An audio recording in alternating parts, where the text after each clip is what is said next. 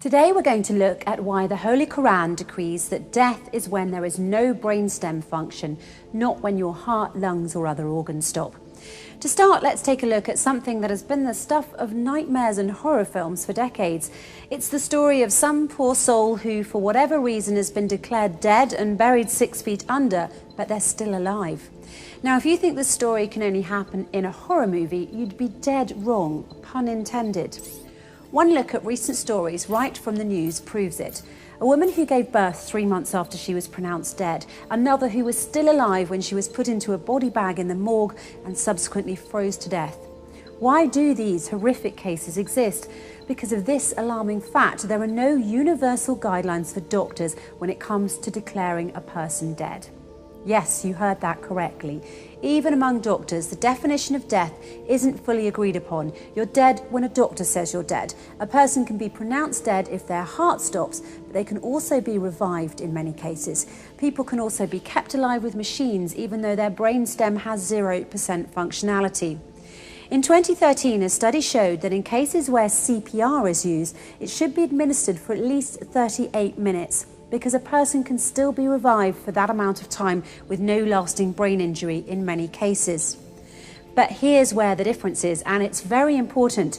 Once the brainstem permanently stops functioning, there's no way of reversing it. No matter what happens, that person's heart will eventually stop beating, even if a ventilator is used. The most important fact to remember about the brain is this: it bestows upon us the one thing that makes us truly human: consciousness.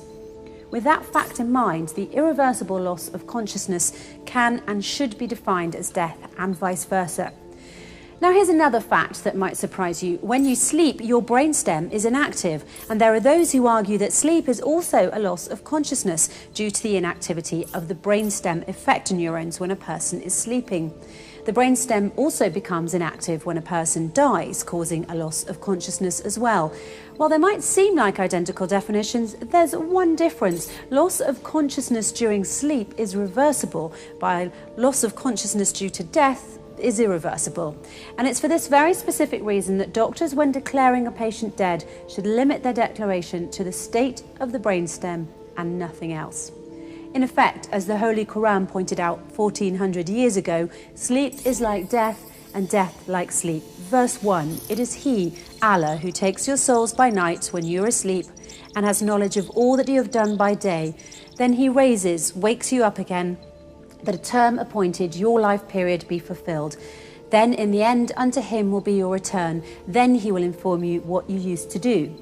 Verse 2, Allah, God, takes the souls at the time of their death and that which has not died in its sleep. He withholds that against which He has decreed death, but loses the other till a stated term. Surely in that are signs for a people who think deeply. Think about that for a moment. 1400 years ago, the Holy Qùran already had a specific, unquestionable definition for death, namely when the brainstem no longer functions. It has nothing to do with heart function, whether the person can breathe, or any other bodily functions or organs. What this means is that around the world, millions of people have been declared dead when in fact they were not. That is why, in the interests of human rights, Muslims believe that doctors should only consider a patient dead if their brainstem has completely stopped working. Until that point, any and all measures should be taken to keep them alive and not pronounce them dead simply because their heart, breathing or other functions have stopped. The first and foremost Quranic verses say that all humans have the basic right to live and that human life should be respected. Yes, when we sleep, the brainstem effector neurons stop functioning for a short time, but then we wake up. One thing to keep in mind that is very important to this issue is that it was discovered by Macaulay and Stinson in Scolopedia in 2008 that when we sleep, the effector neurons in our brainstem become hyperpolarized and have nearly no action potentials. It's for this reason that before sleeping every night, you should pray that your brainstem neurons are depolarized so that you may once again wake up and enjoy another day. Why not make sure that everyone around the world has the chance to wake up by following the Holy Qùran and only declaring someone dead if their brainstem has permanently stopped, nothing else? By the way, until the 1950s, death was considered to be the point when any one of the vital functions, heartbeat or respiration, ceased. This is what, according to Dr. James Burnett, a neurologist at Dartmouth College's Giesel School of Medicine in New Hampshire, stated in his speech in Live Science on June the 19th, 2014.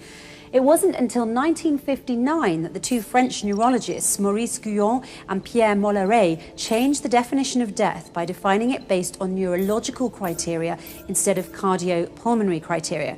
They really saved us from being buried alive by stating a specific, unquestionable definition for death. The irreversible loss of consciousness can and should be defined as death. But this took place in only 1959. The Holy Qùran, however, stated its specific, unquestionable definition for death. The irreversible loss of consciousness can and should be defined as death 1400 years ago. In order to truly respect human life, we need to agree on a universal definition of death. And just as the Quran has shown us, that definition should be based on the brainstem of the person in question permanently stopping.